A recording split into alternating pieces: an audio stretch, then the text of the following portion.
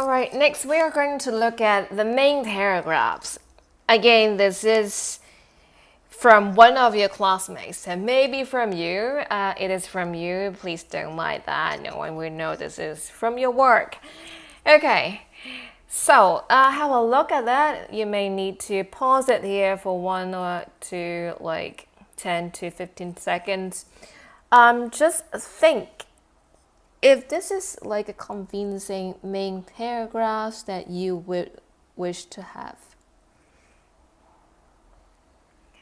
Okay, so I bet many of you have finished reading this. Let's talk about some good points in this paragraph. You can see there's a sequence marker, and I bet like everybody have it because this is given. Okay, and then you can also see a topic sentence here. Never mind the grammar. Okay, I will correct your grammar later on. We just focus on the structure. Okay, so after this, talking about extracurricular activity can develop new interests, and this person talk about the examples, and then a lot of explanations afterwards. So you cannot say this is incorrect, this is definitely correct, and there's topic sentence, sequence markers, and also explanation, but there's something missing here. Okay, so we go back to the sample essays that I gave you in the beginning of this video. This is also about tutorial score, so please also pause it here and then just tell me, or just tell yourself and have a read what kind of things that you can see here make the main paragraph seems more convincing to you. You would like to side with the writer's stance after reading these 2 paragraphs. So you can pause it here for 20 seconds, and then we will talk about the features that you can incorporate in your essay. Okay, 20 seconds has passed. So I don't know why I have 2 same slides here anyway. I wish to give you I want to make it a canvas and then draw on that. Okay, so the thing that you can see would be figures. So when you want to convince people, you want to make your standpoint more convincing. So you cannot just say because of this or because of that. You have to give out some concrete data. So you can see here. So it is from Hong Kong U. Everybody knows what is Hong Kong U. And then there's a survey and there's a data to talk about it creates pressure. And another one about Oxford University. Again, this is a reputable institute that everybody knows, and then talk about the research result. So that would be good if you can find some related to EZA. If you want to talk about EZA can develop students' interests, that would be good in the long run. Then you have to find out some data or quote someone. This is a researcher, a scientist, someone that's reputable, that everybody knows him, not person A.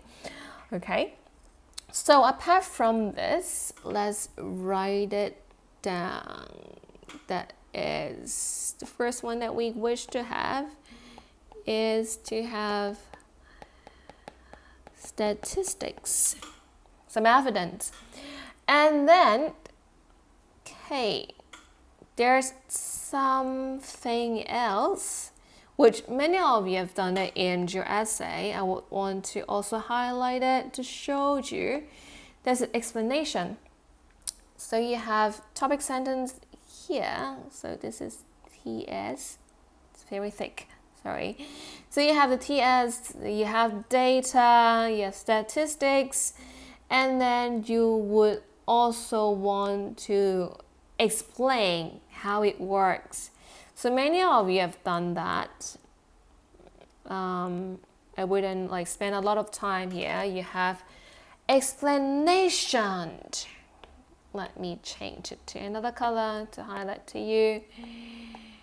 So you have explanation. And some nitty-gritty that you can also incorporate in your one-sided argumentative essay is the use of questions. Okay, so if you want to make your readers think, then you would like to use questions in your debate speech. Questioning. Okay, and the last one I want to point it out to you, because it's a debate speech, you want to be firm, you want to sound like you are emphasizing things. So some of the emphatic words are seen here. Let me circle that perhaps. Okay, using this one. Okay, so emphatic words are this: obvious, obviously, definitely, undoubtedly, comprehensively, and clearly, or so clearly, certainly. So by having this, you try to make it more powerful in your tone. You are not like hedging around saying perhaps. No, you think like this is absolutely, this is undoubtedly necessary for them to have it, for them to dodge it whatsoever. So you use this, usually that comes in adverb. So that would elevate your essay to another level. So do remember the last hint here is use of emphatic words. Okay, very quickly, we are at the last section of this video. This is the conclusion. So some of you did it quite well, some of you did it like so, and here is one of the examples from one of you. Okay, so have a look at it and just think how you can improve. Right, when we talk about like a conclusion, it is like a summary of what you have written. And to make it a better conclusion, you may ask some questions. Okay, in your conclusion, or you may also call for action in your conclusion. So we should not do that, and then you may call like other stakeholders to pay more concern on this issue. And or if you want to play safe, something, I want to have a very like safe conclusion, I don't know how to play with words, then you just remember conclusion is like a little summary. So it is difficult for you to write a conclusion. Some of you make it too long, some of you make it too short, and this one is apparently too short. You need to use words, you need to paraphrase what you have written above, but not copying every single thing that you have written. That would be in other main paragraphs here. So this is an example about the tutorial score one. Some words that you can like put it into your sleeves would be like summing up all the factors we have mentioned above. If you want to use it, feel free. Usually you would also talk about like your stance, whether or not you agree or disagree with the motion, and try your best to condense the 3 or 4 main paragraphs that you have already written. try to make it a very short summary here. And then you may reiterate your stance by having importantly that would like schools should provide a conducive environment for students to study, but not like pushing the students to the limit, for example, like so. And then you would see at the end that you restate your stance. Okay, just like having a lawsuit in a court, then you would like to make your stance very clear. So even if you have it like twice, you can see that they mentioned it twice here, it wouldn't sound like too odd. So you may wish to have it the same as your own conclusion, have the stance number 1, and then have the summary, and then have stance, a better word here, the summary, and then have your stance, and you can say that this is a very safe conclusion.